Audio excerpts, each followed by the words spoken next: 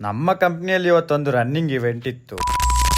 ರಾತ್ರಿ ಬ್ಯಾಂಗಲ್ ಬಂಗಾರಿನ ನೋಡ್ಲಿಕ್ಕೆ ಹೋಗಿ ಬೆಳಿಗ್ಗೆ ಎದ್ದೇಳುವಾಗ ಲೇಟ್ ಆಯ್ತು. ಅದಕ್ಕೆ ನಾನು ಹೋಗ್ಬೇಕಿದ್ದ ಕ್ಯಾಬ್ ಕೂಡ ಮಿಸ್ ಆಯ್ತು. ಪುಣ್ಯಕ್ಕೆ ನನ್ನ ಫ್ರೆಂಡ್ ಕೂಡ ಲೇಟ್ ಆಗಿ ಎದ್ದ. ಆಮೇಲೆ ಅವನ ಕಾರಿನಲ್ಲೇ ರನ್ನಿಂಗ್ ಇವೆಂಟ್ಗೆ ಹೋದ. ಕಾರಿನಲ್ಲಿ ಹೋಗುವಾಗ ಯೋಚನೆ ಮಾಡ್ತಿದ್ದೆ, ಇವತ್ತು ಗೀ ರೈಸ್ ಇಲ್ಲದ್ರೆ ಪಲಾವ್ ಇರಬಹುದು ಅಂತ. ಆದ್ರೆ ಅಲ್ಲಿಗೆ ಹೋದ ಮೇಲೆ ಇದ್ದದೆಂತ ಸಲಾಡ್ ಮತ್ತು ಸ್ಯಾಂಡ್ವಿಚ್ ಮಾರೆ.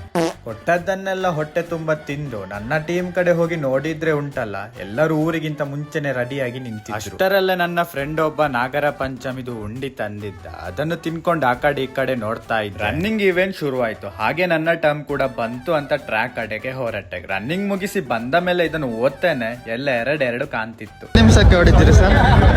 ಒಂದು 5 ನಿಮಿಷಕ್ಕೆ ಹೊಡಿದ್ದೇನೆ. 5 ನಿಮಿಷಕ್ಕೆ.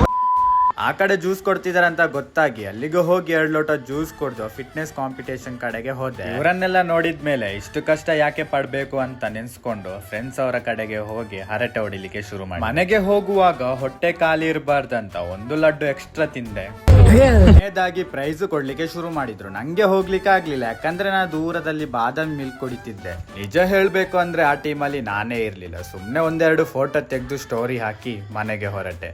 ಮತ್ತೆ ಸಿಗುವ ಆಯ್ತಾ?